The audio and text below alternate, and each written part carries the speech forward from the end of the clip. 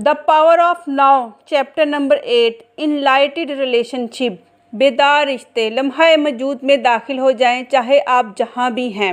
Video में मज़ीद आगे बढ़ने से पहले अगर आप मेरे चैनल पर नए हैं तो प्लीज़ मेरे चैनल को लाइक और सब्सक्राइब कर लें। मैं हमेशा एक बात सोचा करता था, मर्द और औरत के रिश्ते की बुनियाद इनलाइटमेंट नामुमकिन है। क्या मर्द और औरत का ये रिश्ता वो चीज़ नहीं जो हमें कामिल बनाता है? जब तक मर्द और औरत के माबैन ये रिश्ता बेदार नहीं होता तब तक कैसे भरपूर ज़िंदगी गुजारी जा सकती है?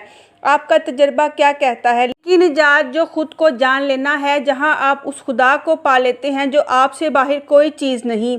हकीकी निजात नाम है आज़ादी का। खौफ से आज़ादी, आराम से आज़ादी, कमी और नाकाम होने की मंसूरा हालत आज़ादी और यूँ ज़रूरियात, कब्जे और चिमटे रहने से आज़ादी। हकीकी निजात है मनफी सोचों से आज़ादी, मनफी जज्बों और ख्यालात से आज़ादी और सबसे बाला माजी और मुस्तकबिल के नफ्सियाती ज़रूरियात से आज़ादी।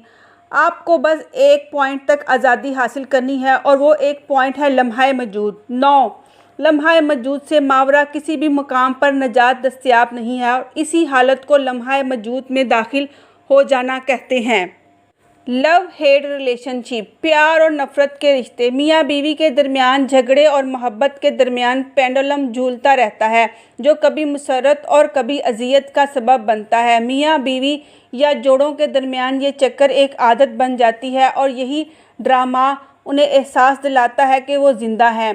प्यार और नफ़रत का ये कह लें मुस्बत और मनफी कुतबैन के दरमियान जब ये नाजुक तवाज़न रहता है, रिश्ते बचा रहता है। मगर जो ही मनफी का पलड़ा भारी होता है और झगड़े जल्दी जल्दी होना शुरू हो जाते हैं तो ज़्यादा देर नहीं लगती और ये रिश्ते टूट जाते हैं। आप एक को हटा दें तो दूसरा भी नहीं रहेगा। मनफियत के इस वक्त भी मनफी के बीज रखता है जब मनफियत का ज़हूर भी नहीं हुआ था। रिश्तों में मनफियत का पहलू आसानी से पहचाना जा सकता है बानिस्बत मस्बत पहलू के, और ये भी आसान है कि मनफी पहलू साथी में आसानी से ढूंढा जा सके, बदले में खुद में कोई मसला नज़र ना आए।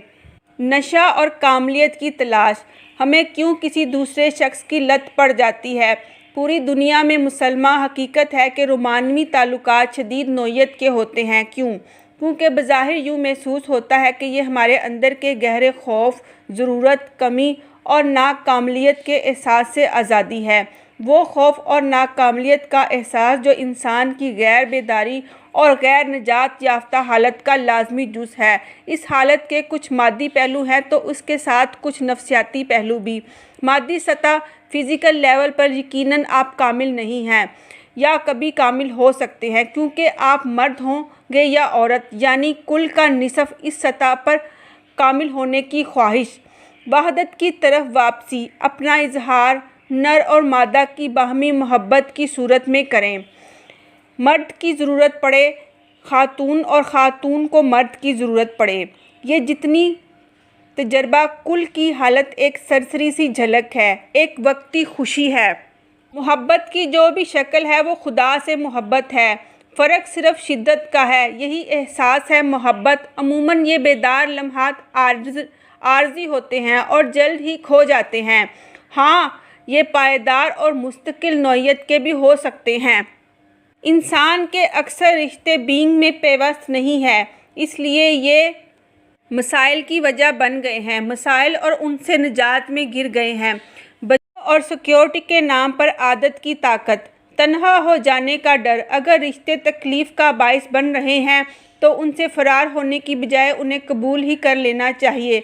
याद रखें, किसी भी अलविये में छुपे मौके को आप सिर्फ उस वक़्त ही देख सकते हैं जब आप उस अलमिये को ही तस्लीम कर लेते हैं और उसे मुकम्मल तौर पर कबूल कर लेते हैं। जब आप उसे कबूल नहीं करते तो उस वक़्त उस मौका की खिड़की नहीं खुलती और आप इस सिचुएशन की भूल भुलैयों में फंसे रहते हैं।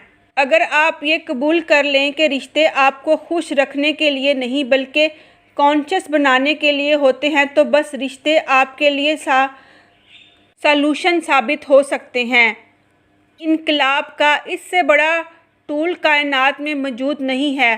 खुद को और दूसरों को स्पेस दें।